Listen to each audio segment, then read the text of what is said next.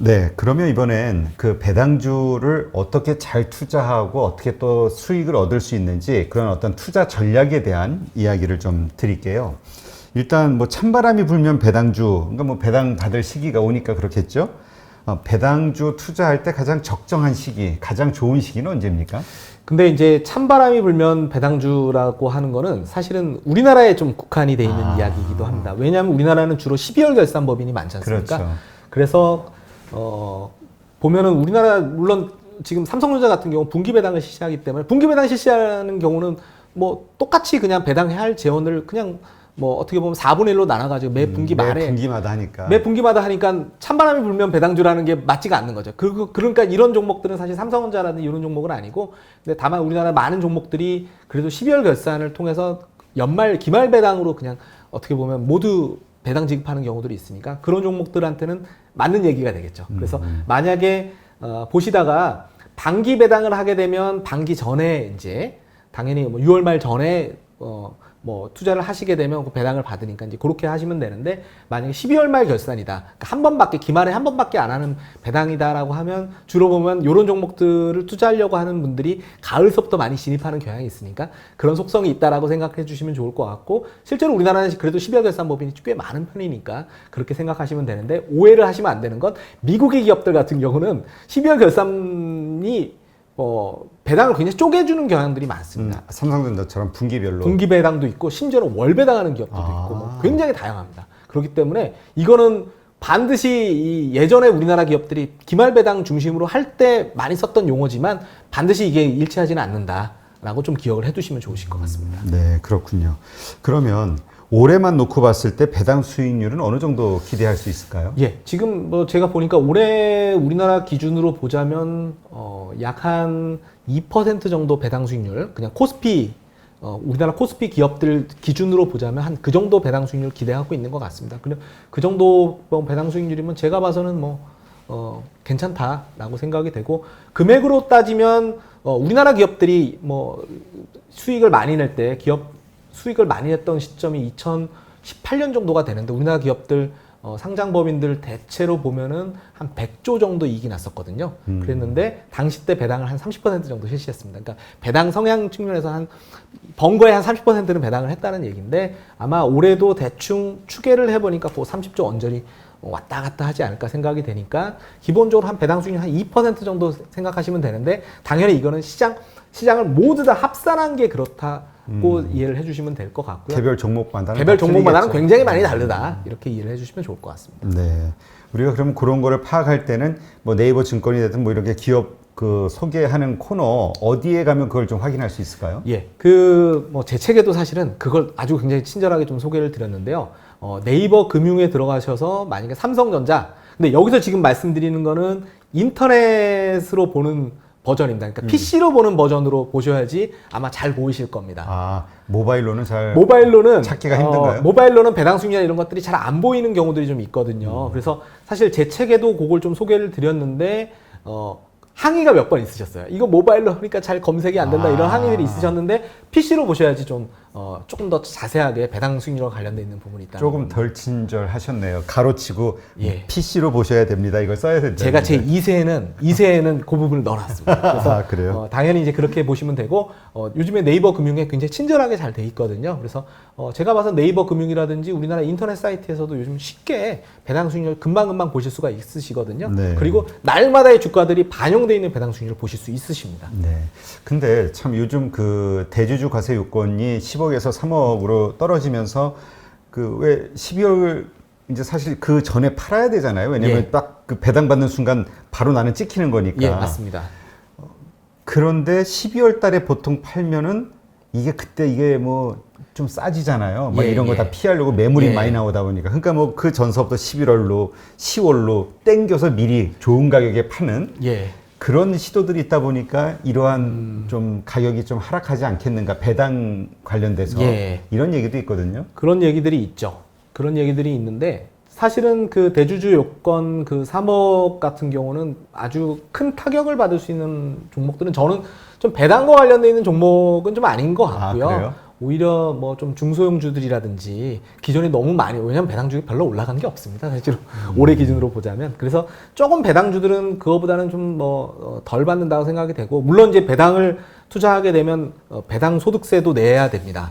그래서 당연히 배당과 관련돼 있는 세제들에 대한 부담들이 없는 건 아닙니다. 근데 그럼에도 불구하고 저는 조금은 긴 텀으로 보자면 배당주들은 어차피 그렇게 쌓아가는 것들이니까, 그리고 뭐 한꺼번에 또 뭐 많이 거치식으로 투자하시려는 분들도 계시겠지만, 어떻게 보면 좀 배당주는 제가 봐서 적합한 건 적립식처럼 조금씩 사 들어가는 전략들이 좋기 때문에, 어떻게 보면 뭐 그 영향이 배당주라고 해서 그 영향은 우리나라에 있는 모든 종목들이 다 같이 받는 거기 때문에 배당주가 그 영향이 없다는 것들은 아니지만, 그래도 제가 봐선 배당을 준다라는 그 매력들이 있으니까 빠질 때도 좀 덜 빠지는 어떤 그런 경향이 있지 않을까, 그런 부분 좀 기대하고 있습니다. 네, 그러겠네요. 이게 생각해보니까 3% 요건이 시총이 낮은 기업일수록 걸리기가 쉬운 거니까. 예, 그런 측면들도 소형주들이 좀 문제가 되겠군요. 예, 뭐 대형주들도 근데 결국은 문제는 될 수는 있는데요. 그래도 대형주의 3%면은 그건 어마어마한 부자 아닌가요?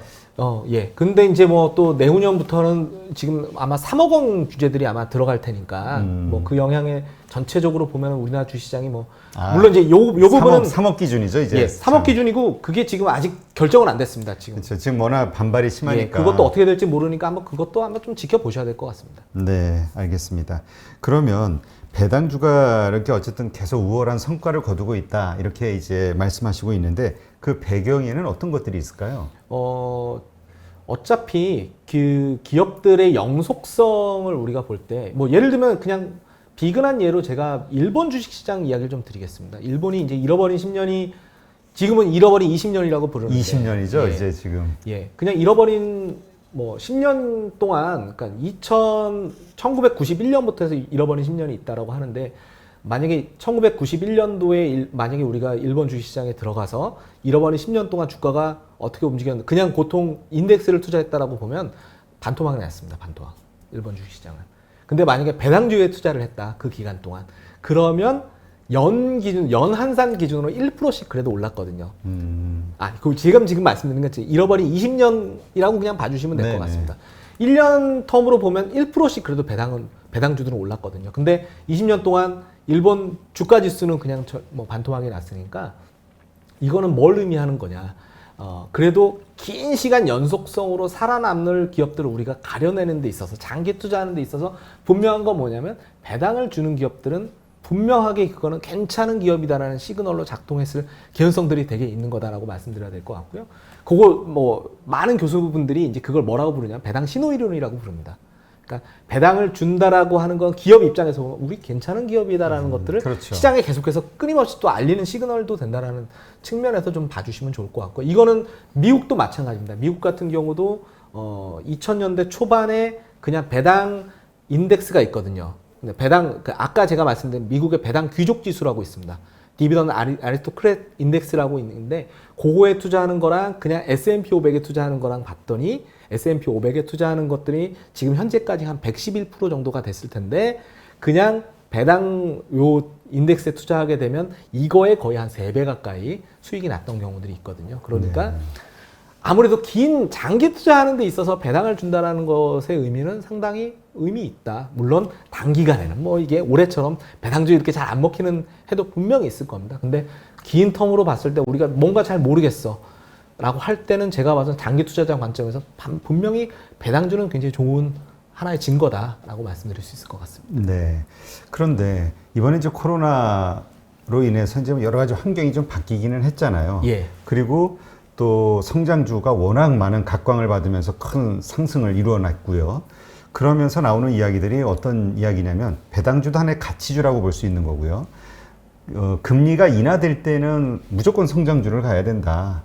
그리고 금리가 인상이 될 때 그때 가치주가 각광을 받을 것이다. 이런 얘기를 많이 하거든요. 예. 그래서 고로 지금 제로금리 시대에는 이런 배당주가 좀 맞지 않는 거 아니야? 이런 얘기도 하시는 분이 있어요. 근데 이제 그거는, 그러니까 가치주와 성장주를 가지고서 금리와의 연관성을 찾을 때 많이 하시는 이야기인데, 아까 제가 말씀드린 대로 배당은 사실은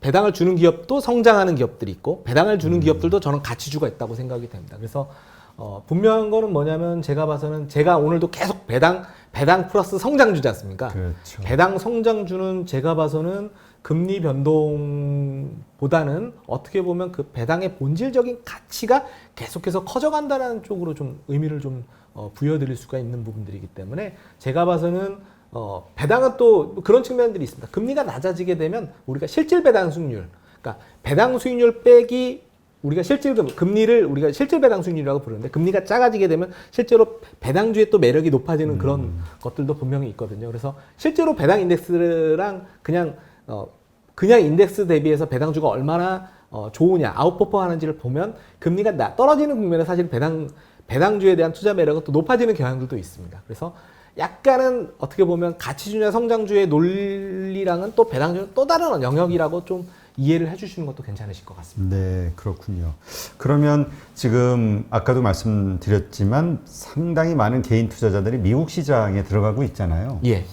어떻게 보시나요? 미국 시장의 이 배당주와 매력과 한국 시장의 말씀하신 그런 매력과 비교를 했을 때 어느 시장이 더 매력적이라고 보시나요? 제가 봐서는 저는 제 책의 마지막에 뭐 그런 얘기를 좀 드렸습니다. 어차피 기본적으로 우리가 그 주식 시장이든 우리 자산이든 우리나라 원화 자산으로만 모두 가지고 가게 되면 사실 이건 문제가 있습니다. 왜냐하면 지금 우리의 삶 자체가 어떻게 보면 우리나라 기업들조차도 기본적으로 수출해서 먹고 살지 않습니까? 네, 그러니까 그렇죠. 우리 자산 중에 일정 부분은 전 세계에서 가장 빠르게 성장한다든지 아니면 성장의 원천에 해당되는 곳에 우리 돈들이 머물러 있어야지만 어떻게 보면 균형감을 유지할 수 있기 때문에 당연히 미국은 지금 전 세계적으로 보면 언택트 트렌드라든지 아니면 4차 산업혁명의 어떻게 보면 초화와도 같은 그 원천에 해당되는 곳이기 때문에 당연히 미국은 우리가 일정 부분 자산 배분을 해야 되는 대상이라고 생각이 되고요.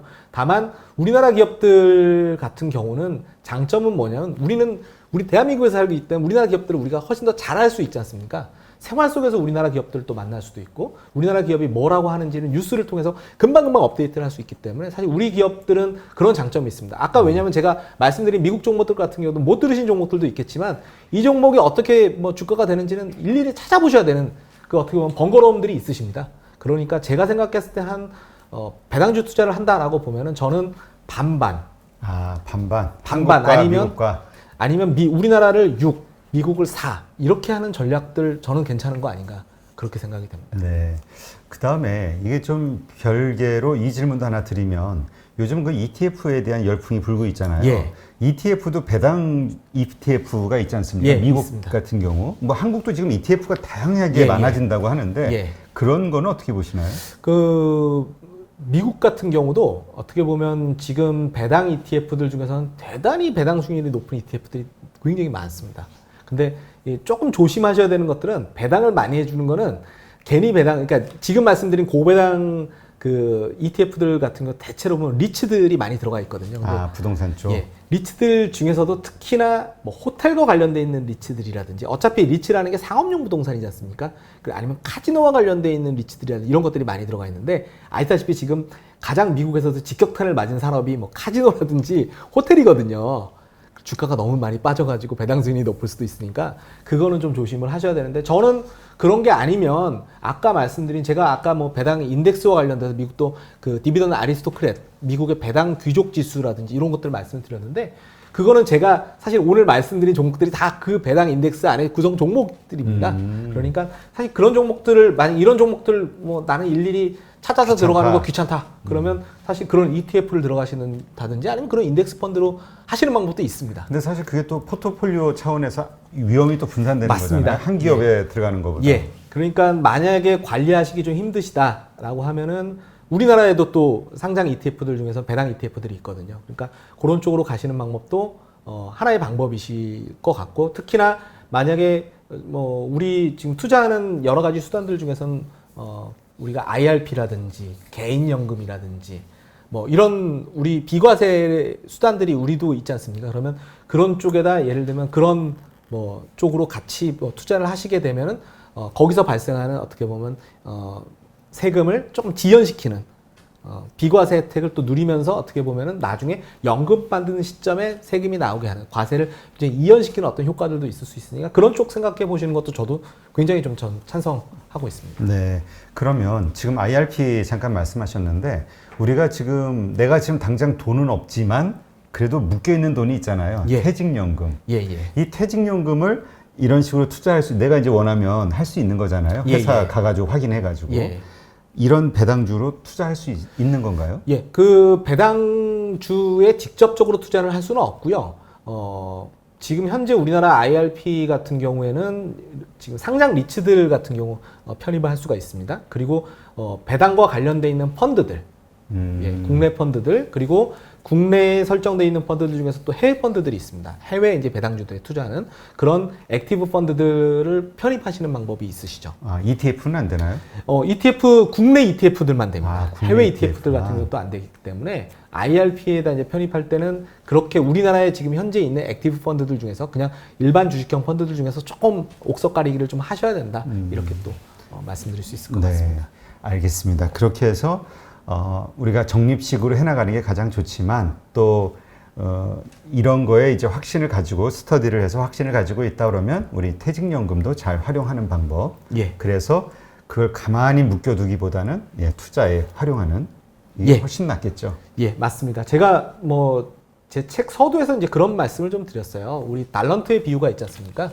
이 달런트의 비유가 이 주인이 사실은 달런트 주고 갔는데 어떤 하인은 그거 그냥 땅에다 묻어놓고서 나중에 주인한테 보여줬더니 주인이 내쫓지 않습니까? 그게 이제 저는 이제 교회는 안 다니지만 마태복음에 있는 것들 제가 인용을 했는데 저는 우리한테 주어진 자산들도 마찬가지인 것 같습니다. 물론 안전한 거 하는 게 좋긴 하죠. 하지만 저희가 만약에 그런 것들이 있다라고 하면 일정 부분은 제가 봐서는 불려나가는 노력들도 하셔야 되는데 분명한 건 뭐냐면 불려나가는 방법 중에 하나의 방법론 쪽에서 이 배당 투자라는 게 하나의 방법론일 수도 있고 그래도 기존의 그냥 일반적인 성장주를 투자하시는 것보다는 조금은 배당이라고 하는 그 안전 마진이라는 것들이 있기 때문에 조금은 변동성이 낮다라는 그 장점이 있으니까 그런 측면에서 같이 한번 고려해 주시면 좋겠다 이렇게 말씀드리고자 합니다. 네, 알겠습니다. 오늘 이렇게 해서 배당주와 관련해서 그동안 관심이 있으셨던 분들은 아주 큰 인사이트를 얻을 수 있는 그런 시간을 한번 만들어 본 것 같은데요.